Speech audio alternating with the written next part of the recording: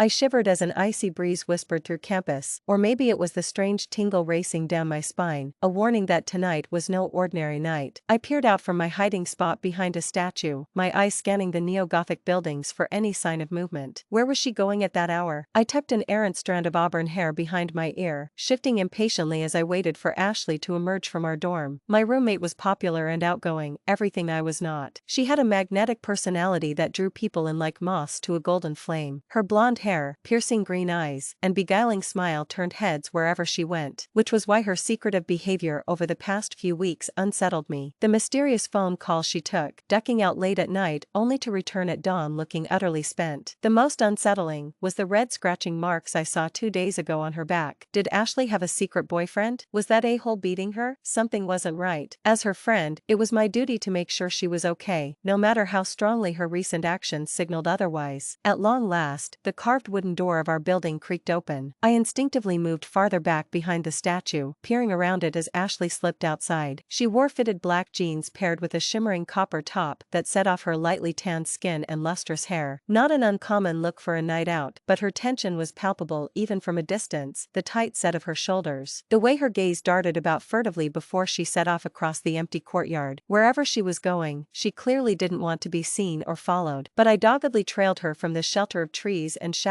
anyway, curiosity and concern overcoming caution. Ashley walked briskly, her strappy heels clicking on the pavement and echoing off the historic buildings lining the path. She didn't even pause when a branch snapped loudly under my foot at one point. Her focus was razor sharp, bent on some mysterious destination that pulled her ever forward like a marionette jerking on invisible strings. We passed through an elaborate wrought iron gate into a smaller, tree-lined park area I'd never explored before. Pristine landscaping gave way to wilder growth the farther we went, tall pines and thicker underbrush encroaching on the path. I swallowed hard, my nerves tingling with the unspoken warning that I was somewhere I shouldn't be. But it was too late. Ashley disappeared around a curve and I quickened my pace, anxious not to lose sight of her. The sight that greeted me when I rounded the last bend stole the breath from my lungs. An imposing stone manor house dominated the landscape, pale and stately as it rose up in elegant spires and arches against the starless night sky. Warm orange light spilled from every tapered window, though I saw no signs of inhabitants. The entire place had an eerie, haunted quality that raised the fine hairs at the back of my neck. This place did not belong here. Adjacent to a bustling college campus, covered with modern brick buildings and scenic quads, it was like someone had carved a piece out of another world and disturbingly grafted it onto ours. I hesitated at the perimeter of the vast cleared lawn surrounding the structure. Something primal inside me screamed to turn back, to stop this reckless pursuit. But then I spotted Ashley ahead, striding purposefully toward the carved double front doors where two bulky suited men stood on guard, their faces hidden by shadows. Curiosity won out over caution. Checking furtively for observers from the dark forest, I scurried from the concealing brush onto the expanse of the lawn, making for one of the towering topiaries dotting the grounds. I held my breath as I slipped behind the giant bush trimmed to resemble a howling wolf, its leafy fangs forever captured in an endless, soundless cry at the moon above. Between the branches, I had a partially obscured view of Ashley speaking with the guards, her profile taut with tension. She held up something I couldn't quite make out, a necklace, and the guards nodded, stepping aside to allow her entry. As she disappeared inside, the carved doors booming shut behind her, the full weight of uncertainty settled upon me. What was this place? Why was Ashley here in the dead of night? And why did she seem so worried, as if ready to bolt at the slightest provocation? I gnawed my lip anxiously. Part of me knew I should leave, return to the safety and sanity of campus before I got caught. But the truth was that I cared about Ashley. After rooming together for almost 3 years, she had become the closest thing to the family I had. If she was in some kind of trouble or danger, how could I walk away? Which left me with only one clear, if utterly terrifying, choice. I had to get inside that manor. I had to find Ashley. Stealing my nerves, I crept from the shelter of the topiary, crossing the expanse of lawn and climbing the stone steps on trembling legs. My heart thudded wildly, the rush of blood pounding in my ears. I halted before the imposing doors, raising a shaky hand to grasp the wrought iron knocker crafted to resemble a roaring lion's head. I rapped twice and waited, casting wary glances into the shadowy trees ringing the clearing. A full minute ticked by. I was beginning to think the place was abandoned when one of the heavy doors suddenly swung inward. Warm light spilled over me, momentarily blinding after the darkness. I held my breath, startled to see an impeccably dressed young man fill the doorway, definitely no guard. He was tall and leanly muscled, with artfully tousled raven hair that brushed his collar. I guessed he wasn't much older than I, but he regarded me with a piercing intelligence that seemed seemed ageless. His assessing perusal sent an involuntary shiver down my arms. "Can I help you?" His voice was smooth and courteous, touched with a hint of surprise. I straightened, refusing to show weakness, though my nerves still jangled with adrenaline. "Yes, I'm here for the event." I winced internally at how unconvincing I sounded. One dark brow quirked upward. Indeed, I wasn't aware additional guests were arriving at that hour. "Might I have a name?" I swallowed, my mind racing. I should turn and run back into the familiar safety of the night, away from the unanswered questions that filled this place like a rising tide, but I couldn't abandon Ashley. "Serena," I managed finally, meeting his gaze squarely. "Serena Cross." Something flashed in the depths of his pale eyes, there and gone before I could interpret it. Consideration, surprise, recognition, a smile curved his lips, not quite friendly. "Well, Serena Cross, welcome." He pulled the door open wider in invitation. I wet my dry lips, pulse skittering erratically as I crossed the threshold into the lion's den, because I couldn't shake the feeling that this lavish house with its guarded gates and secretive inhabitants hid something far more dangerous than I ever imagined finding tonight, and I was willingly walking right into its jaws. The young man, definitely no guard or butler, guided me silently down a corridor paneled with dark carved wood. My heels sank into plush runners lining the floors, muffling our footsteps. The hall opened up into an arched foyer, a crystal chandelier dripping with light in the center. Faint music reached my ears, something with a heavy pounding beat. "A party? Here?"